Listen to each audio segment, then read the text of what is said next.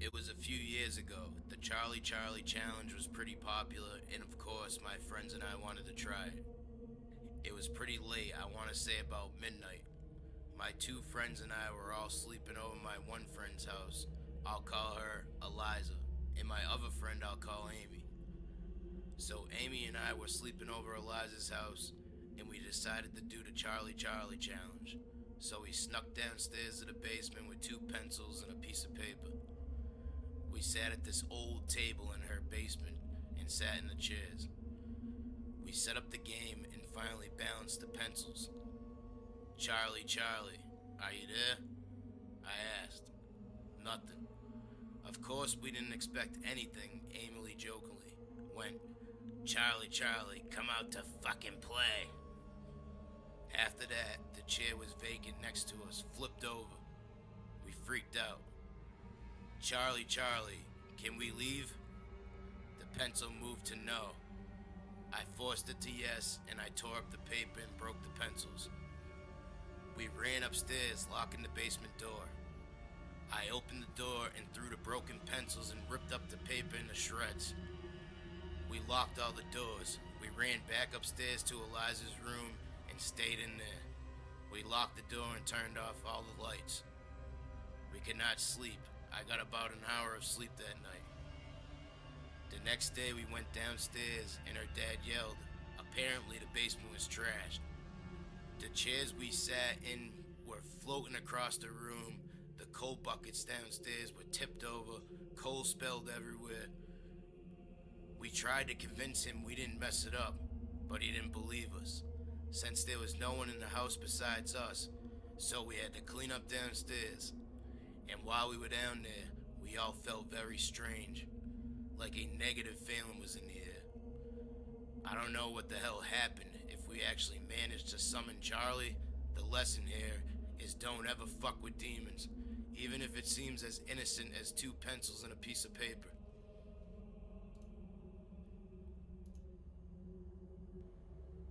Phoebe leaned over the table, forearms pressed to the wood, to whisper to Maxon, don't tell Julia because I know it was hard for her to find this place and I definitely need the vacation, but this house is creepy. Maxon widened his eyes, leaning towards her. I know, the ceiling creaks so much and I swear I heard someone knock on my door and like rattle the doorknob at 3 a.m. this morning, but neither of you were up. Wait, really? Hey guys, Julia pushed open the bedroom door with her toe, a large brown box wrapped in her arms. Phoebe and Maxon pulled apart, plaster and smiles on their face. Guess what? I found it in the closet. She didn't wait for an answer, pulling out a chair and dropping the box on the table between them. A ghost board, she grinned. You mean a Ouija board? Yeah. Phoebe and Maxine exchanged a split-second long glance. Phoebe twisted the silver ring on her left thumb. Yeah, that. Julia clapped her hands. I figured since it's almost dark out, we should play. She gestured out the window, towards the sky which was dark blue. A few stars peeking out, only a thin band of orange left along the edge of the mountains. Phoebe and Maxon nodded and Julia tossed aside the box lid, which was torn around the corners. Despite the box's bad conditions, the board was pristine. The honey-colored wood gleamed bright in the yellow light from the chandelier above the dining table, and the letters were burned into the wood in an elegant font. Julia pulled out the small silver planchette with a flourish. It was smooth and shining, with round edges and a quarter-size hole cut up the middle. Are you ready? Phoebe forced a grin. Of course, Maxon only nodded, yup. They all settled into their seats and placed their fingers into the pointer. Oh, spirit, Julia began to intone. Wait, she jumped up. We need to set the mood. Maxon and Phoebe watched fingers still pressed to the pointer as Julia dimmed the lights. Then, as she was returning to her seat, the planchette began to move beneath Maxon and Phoebe's fingertips. They stared at it as it slid soundlessly across the wood. Are you doing this? Phoebe squeaked. No, Maxon's eyes were huge, fixed on his fingers, being pulled across the board. Are you? E. No. T. Come on, guys. Julia rolled her eyes, smiling. We didn't even ask a question. Quit it. M. I'm not doing anything, I swear. Phoebe bit her lip. E. Okay, Max, and then stop, said Julia, sitting down again and crossing her arms. You're not fooling anyone. Oh. I'm not trying to fool anyone, Maxon snapped. It's just moving. You. What is happening right now? Phoebe's fingers felt stuck to the smooth, cold metal. T. Guys, you're just moving it. Stop, Julia forward the planchette. Stop. At the T, and Maxon and Phoebe pulled their hands away. Phoebe's fingertips burned like she'd held them to a block of dry ice. It said, "Let me out." Maxon stared at the board. Stop being annoying, you move the thing, Julia said, gesturing at the board. There's nothing there, see? She leaned down over the table. Is there anyone there? Her words were sharp with patience stretched thin. Under her nose, without anyone touching it, the planchette slid up to the corner of the board. Yes. Julia shrieked and leapt away, Phoebe grabbing her arm, Maxon just scared. Who are you, he asked. Aureus. What the hell is Aureus? Julia whispered, tears welling in her eyes. Demon. Oh my God, what do we do? She clung to Phoebe. There was a pause, then Maxon spoke. We have to... He cocked his head, eyes still fixed on the board. Destroy it! Get a knife! Phoebe slipped away from Julia's grasp and stood on her tippy toes to reach over the counter and grab a knife from the knife block. Not that one, Maxon said. Hand still wrapped around the knife's handle. Phoebe turned. How did you... Maxon gazed, heading straight from the board. The big one, said Maxon. It's all silver. Phoebe released the wood-handled knife she had been holding and pulled out the silver one instead, returning to the table without moving his head. Maxon held out his open palm and Phoebe placed the blade in it. Now, what? Before Phoebe could finish, Maxon drove the knife into the center of the board, splitting apart the wood and sending the planchette skittering away across the table. As the board split apart, a wave of power seemed to ripple and spark in the air, knocking Phoebe, Julie, and Maxon off their feet. As he fell, Maxon hit his head hard on the metal heater below the window, smearing blood across the surface. Where's the Ouija board had been there, now stood a slender gray-skinned man in a wrinkled dress shirt and pants. His hair was tawny and too long, hanging and limp, sweat damp strands around his face. A broken set of blackened manacles dangled from his wrists. He licked his lips. Hello, I am Aureus. Julia whimpered, curled on her side, fingers dingling into the carpet. Phoebe laid on her back, balanced on her elbows. What happened to Maxon?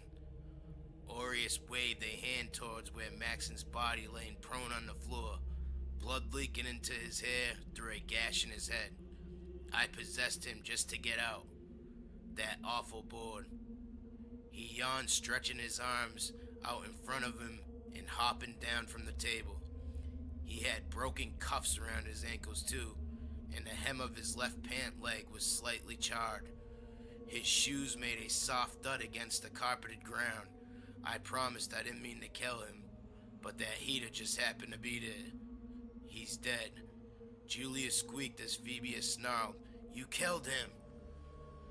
Aureus laughed, a sharp, slippery sound like a blade slicing through a traitor's neck and landing in the wood. I'm a demon, what do you expect? The girls were silent. Julia squeezed her eyes shut. The chains dangling from the Aureus's wrists and ankles tinkled like wind chimes as he stepped forward, raising his hands in the air. Orange light reefed his palms and glowed in his eyes. Phoebe crawled backwards on her elbows, heels slipping against the carpet, but Aureus wasn't looking at her. Instead, he knelt beside Julia, who was curled into a ball, arms wrapped around her knees, crying. Orius placed one glowing hand on her leg, wrapping his slender gray fingers around her ankle. His nails were long, sharp, and yellow. Phoebe stopped moving to watch as the light dimmed to nothing in Orius's hands and his eyes rolled back into his head. After a moment, he collapsed, and when his body hit the floor, it dissolved into ash, leaving a small pile on the carpet.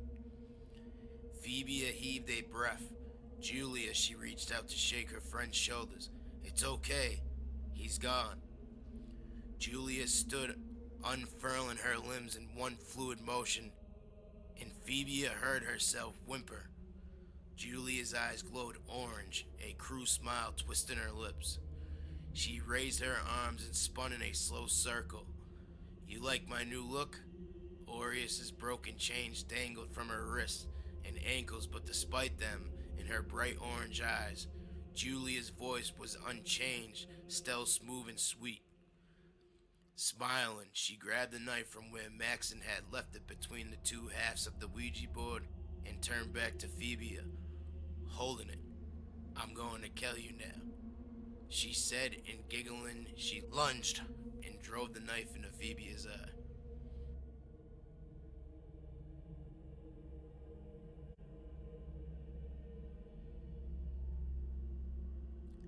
Cindy was 13 and the middle child in a large, devoted Christian family who lived in the country of Northern Maine. She had 3 older sisters, a younger sister, and a younger brother. At some point during the 8th grade, a friend let her borrow a Ouija board. That weekend, Cindy and her older sisters played with the board. They did so in secret late at night because they knew how strongly their parents would disapprove. That weekend, the mysterious talking board mesmerized Cindy. She became obsessed with it. She could think of nothing else and soon had a list of questions she wanted to ask the board. Cindy had an hour every day after school where she was alone in the house before her older sisters returned from high school. So one Monday afternoon, right after getting home from school, she cautiously crept up to her room, set up the Ouija board on her bed, and gently laid her fingertips on the top of the pointer. After just 10 minutes of sitting quietly, the planchette started to jerk softly across the board. It spelled out H-I.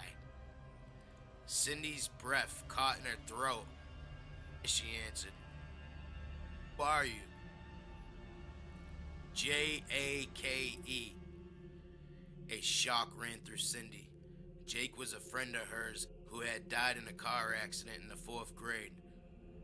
Jake, is it really you? Cindy sat up, her arms shaking with excitement. The pointer moved quickly to yes. Over the next hour, Cindy held a conversation with Jake. Every day after school, Cindy raced up to her room to communicate with Jake about her life and future. But after a few days, the conversations became darker and angrier. By the second week, Cindy had the impression that she wasn't talking to Jake, but instead with a dark and terrible imposter. Finally, by the end of the second week, the entity revealed itself as a demon and threatened Cindy that if she told anyone about their conversations, she would die. That Friday night when her sisters got home, they found Cindy curled up in the corner crying.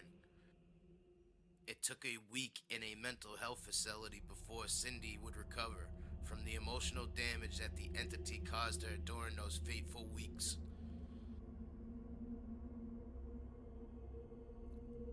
One summer, 3 middle school boys discovered a Ouija board in a trash bin outside a local apartment building. Tom, the oldest, was terribly cruel to the younger boy Josh.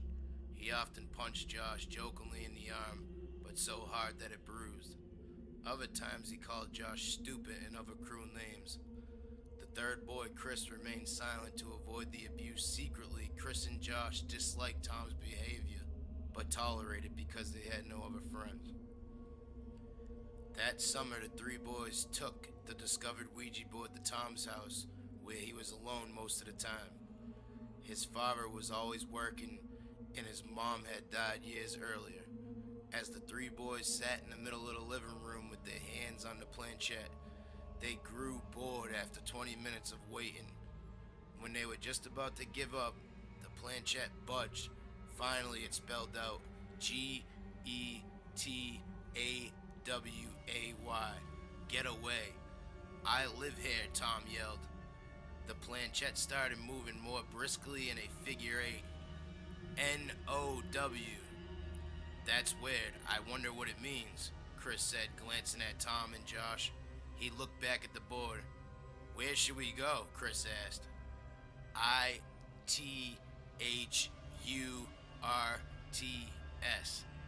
This is stupid, Tom said. He looked at Josh and Chris. You guys are doing this. Let's test it. Josh, let go. Josh removed his hands from the planchette. Now ask it a question that only you will know, Tom ordered. Josh immediately asked, who's the person who keeps hitting me? Tom gave Josh a nasty glare, but the planchette was already moving quickly. A-S-K-E-O-M, it answered. This is stupid, Tom said. D-A-D, the board spelled. Huh? Chris said, staring at the board. I think this question is for Tom. He glanced up at Josh and they exchanged confused expressions. D-A-D, it spelled. Again. Tom's breathing started to race. His face turned red and sweat formed on his brow. D-A-D, it spelled a third time. Tom jumped up and ran crying from the room. It was the first time Josh and Chris had ever seen Tom cry. They only learned a few days later that Tom's father routinely abused him. Somehow the Ouija board knew Tom's dark secret.